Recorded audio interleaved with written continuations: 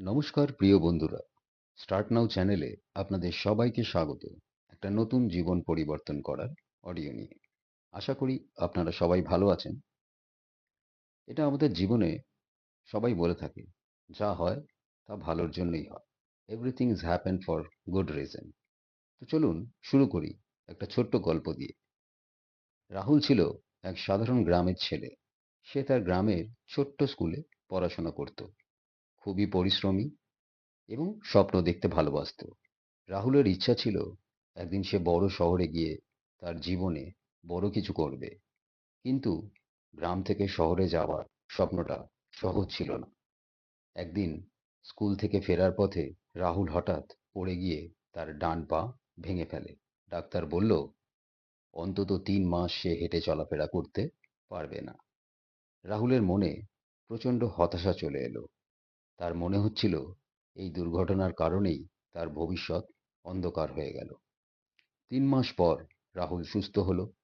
তার বন্ধুদের থেকে শুনল ওই সময় গ্রামে একটি কারখানায় পরীক্ষা নেওয়া হয়েছিল, কিন্তু সে অংশ নিতে পারেনি।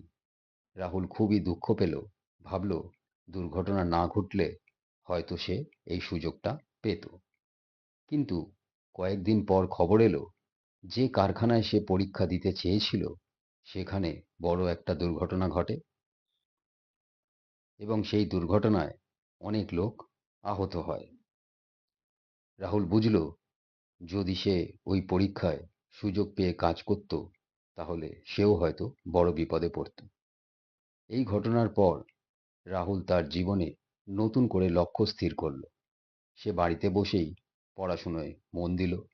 1 বছর পর সে বড় শহরে একটি নামী প্রতিষ্ঠানে বৃত্তি পেল।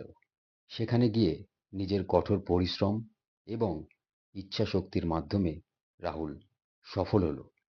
এই অভিজ্ঞতা তাকে শিখিয়েছিল জীবনের প্রতিটি ঘটনার পিছনে একটি ভালো কারণ লুকিয়ে থাকে। আমাদের জীবনে যা কিছু ঘটে সবই হয়তো কোনো বড় ভালো কিছুর জন্যই ঘটে। রাহুল এখন তার গ্রামের ছেলেমেয়েদের এই শিক্ষা দেয়, জীবনে কখনো হতাশ হওয়া উচিত নয়।